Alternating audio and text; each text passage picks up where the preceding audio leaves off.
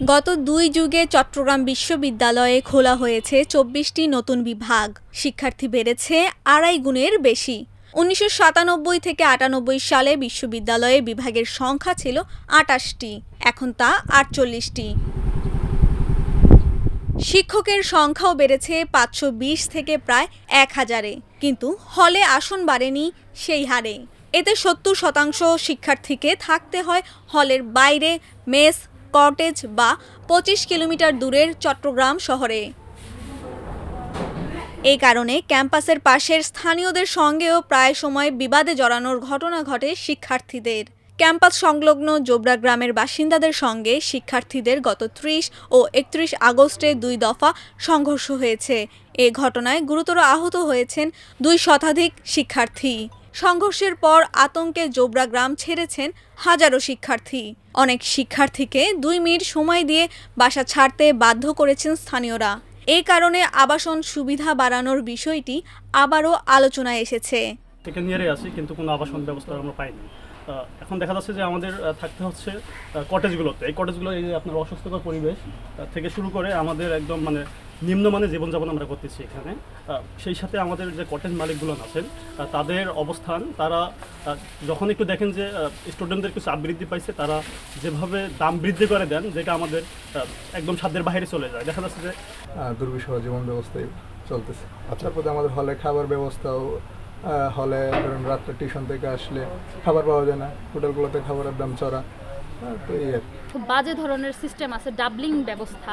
এক বেডের মধ্যে দুজনের একসাথে থাকতে হয়। এমনও অনেকগুলো রুম আছে যেখানের মধ্যে এক বেডের মধ্যে ২ জন করে থাকতে থাকতে রুমের মধ্যে ৪ সিটের মধ্যে ৮ জন করে থাকতেছে। ক্যান্টিনের লোকজন তারপরে আসা বলা হয় কি আমাদের খাবার ভালো দিবে, অথচ ওখানে আমাদের পাওয়া যায় তেলাপোকা সমৃদ্ধ আমাদের চিকেন, সেটা আমাদের পাওয়া যায়। তারপর হলো গিয়ে কি আমাদের ভাতগুলো পচা দিতেছে। একবার এক একজন যেই আসুক আমাদের কোনো ধরনের ভালো ব্যবস্থা করা হয় না। ১৯৬৬ সালের ১৮ নভেম্বর ৪টি বিভাগে ২০০ শিক্ষার্থী নিয়ে যাত্রা শুরু করে চট্টগ্রাম বিশ্ববিদ্যালয়। শুরুতে শিক্ষক ছিলেন ৭ জন। এরপর নিয়মিত বিরতিতে বিশ্ববিদ্যালয়ে নতুন বিভাগ খোলা হয়। তবে বিভাগ খোলা, শিক্ষক নিয়োগ ও শিক্ষার্থী ভর্তি বাড়ানো হয়েছে মূলত ২ যুগ ধরে। বিশ্ববিদ্যালয়ের ১৯৯৭-৯৮ সালের বার্ষিক বিবরণী অনুযায়ী তখন বিশ্ববিদ্যালয়ে ৬টি অনুষদে বিভাগের সংখ্যা ছিল ২৮টি, এখন ৪৮টি, অনুষদ ৯টি, ইনস্টিটিউট ছিল ৩টি, এখন ৬টি। শিক্ষকের সংখ্যা ৫২০ থেকে পৌঁছেছে ৯৯৬-এ।